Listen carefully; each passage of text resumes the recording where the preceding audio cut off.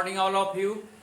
I am Mahesh Sharma. I am going to teach you English literature, standard 6. The name of the poem is The Kite.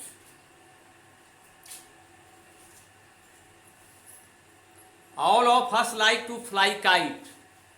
हम सभी पतंग उड़ाना पसंद करते हैं. Have you ever tried to fly one? क्या आपने कभी पतंग उड़ाई है? Read this poem about a kite. Kite के बारे में यह कविता को पढ़ें. As it flies in the sky, जैसा कि यह आसमान में उड़ती है. तो how bright on the blue is a kite when it is new. How bright on the blue is a kite when it is new. यानी पतंग जब नई होती है तो नीले आसमान पर कितनी अच्छी लगती है. नीले आसमान पर नई पतंग कितनी चमकीली लगती है. With a dive and deep. Dive and deep का मतलब होता है गोता लगाना. आप देखे होंगे कि पतंग में एक पूंछ टाइप पर उसमें पतला कागज का जुड़ा रहता है और वह फड़फड़ाता है.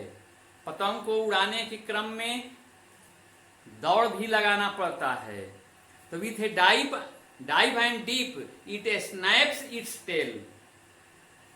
यह अपनी पंख को झटकाता है और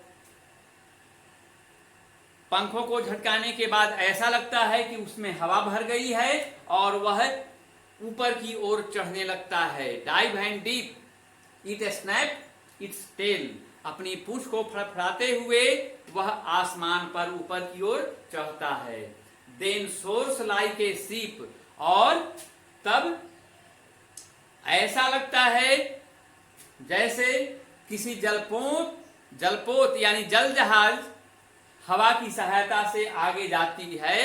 उसी प्रकार से पतंग भी ऐसा प्रतीत होता है कि उसमें हवा भर गया है और वह कैसे जाती है तो शीप की भांति, जलपोत की भांति ऊपर की ओर चढ़ने लगती है. With only a sail edge of her tides of wind it rides. और हवा का झोंका जब आती है तो उसे ऊपर की ओर लेकर के चली जाती है. Climb to the crest. वह ऊपर की ओर एकदम, क्रेस्ट मतलब होता है ऊंचाई पर, एकदम ऊंचाई पर चढ़ जाती है. Of a gust and pulls then seems to rest. और जैसे ही हवा जब मंद पड़ जाती है तो ऐसा लगता है जैसे काइट आराम करना चाहती है. वो यानी जब हवा मंद पड़ जाती है तो वह नीचे आ जाती है. तो when a string goes slack, तब जब पतंग हवा मंद पड़ जाने से नीचे जब आती है तब क्या करते हैं. when a string goes slack, जो स्ट्रिंग का मतलब होता है डोर, जो धागे से जो पतंग लगा रहता है उस डोर को हम खींचते हैं. उसे लटाई की सहायता से उसे हम छोटा करते हैं और यू विंड इट बैक. और हवा जब पुनः आती है एंड रन अंटिल, और तब फिर हम दौड़ लगाते हैं. A new breeze blows. दौड़ लगाते हैं कब तक, जब तक कि नई हवा नहीं आ जाती है. यानी हवा जब फिर चलने लगती है तो पतंग दौड़ने क्रम में ऊपर आसमान की ओर बढ़ती है. And its wing fill. ऐसे ऊपर आकाश में बढ़ती है जैसे इसके पंखों में फिल कर गया हो क्या चीज, हवा. और हवा से यह उड़ान भरने लगता है. And up it goes. और यह ऊपर चढ़ जाती है पतंग. How bright on the blue. नीले आसमान पर कितना चमकीला है. Is a kite when it is new. जब यह नई रहती है तो. But a razor thing you never will see when it flaps on a string in the top of a tree. But a rather thing, परंतु लेकिन यह तब गंदी हो जाती है, भद्दा हो जाता है, कुरूप हो जाता है, और यू नेवर विल सी, और फिर इसे आप नहीं देखेंगे। कब?